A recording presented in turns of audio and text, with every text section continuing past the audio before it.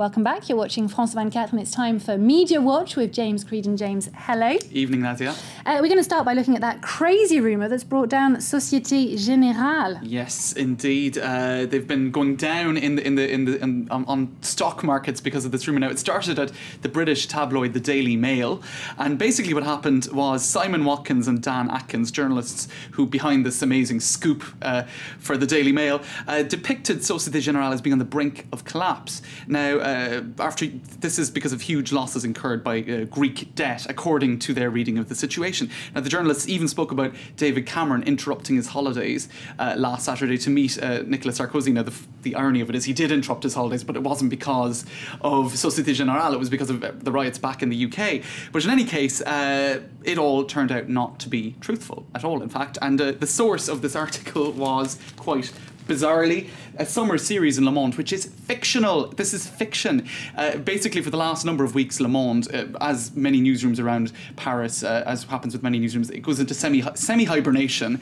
So they have a summer series, and a part of this summer series is this political fiction, fiction politique. It's right there. Right, it says it there in blue and white, basically. And so this is last Saturday's edition. It's not the actual version, it's not the episode in this fictional series that they used as source material, but it's an example of that. And they even went so far, you can see, well, you probably won't see it here, on the bottom here, to point out that Le Monde reminds its readers that these situations, facts and figures are fiction and are imaginary and should not be seen as any sort of an expression of reality. So they even went so far as to remind readers of that, because actually, apparently, a number of weeks ago, one of the banks referred to in this political fiction complained to Le Monde. Now, basically, what the series imagines, in part, is a Wall Street Journal journalist who speaks to various French politicians.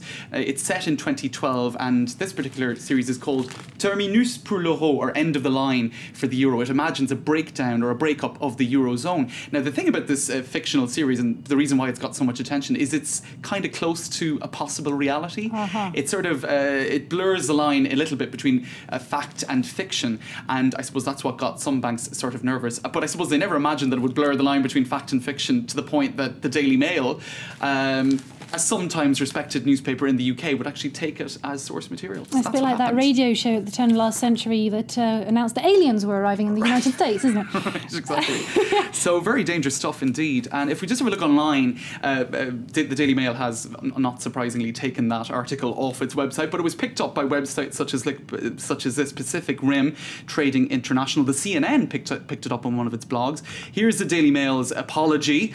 They point out that it was suggested that according to the Mail on Sunday, that's the Daily Mail Sunday paper, sources, one of Europe's largest banks was in a perilous state and possibly on the brink of disaster. We now accept that this was not true, etc., etc. Twitter also picked up on this. You see The Guardian, perhaps a more broadly respected newspaper than the Daily Mail, they tweeted on this. This is The Guardian's official Twitter site. Is French bank Société Générale about to do a Lehman's? Yes, because that's the fear, isn't it? There you go. And Lehman's Brothers, of course, one of the first banks to collapse. That was in 2008, at the beginning of the subprimes crisis. You have this home trading website, Ransquawk, also speaking about it.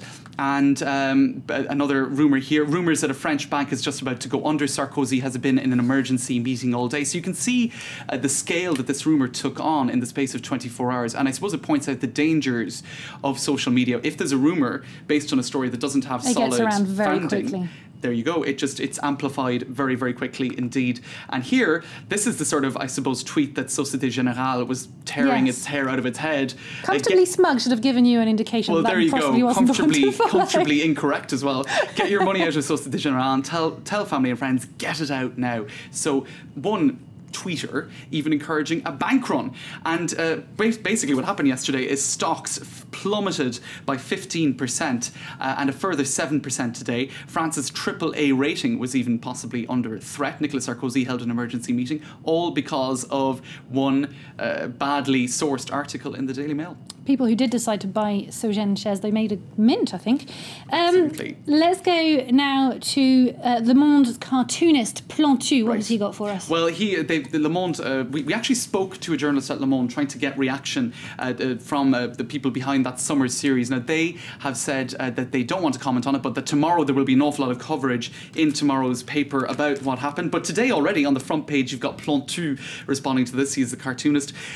We're seeing Greeks everywhere, and that's a reference to the rumour, I suppose, Greek being synonymous for, I don't know, I suppose the economic disaster. And you see, I suppose, charts. And Greek skirts. Yeah, there you go. So that's his particular take on that.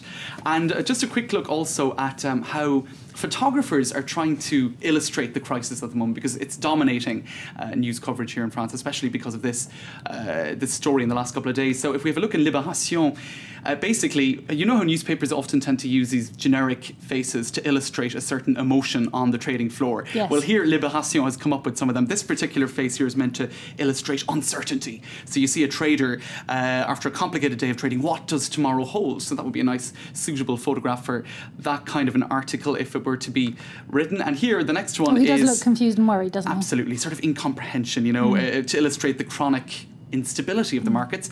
The next one here then could be used to illustrate utter despair. That's another very traumatized... Or boredom. Or boredom, right. I'm sure it can be boring at times as well. And then I suppose there won't be much use for this particular one nowadays. This is sort of a quite relaxed a moment of reprieve with the stocks going up. Although I suppose the markets have been going up and down at such a rate. I don't think you'd have time to have a breath. No, not really. James Creedon, thank you Thanks, very much. That was Media Watch. Now let's take a look at what's making the most hits on the internet. It's time for Web News.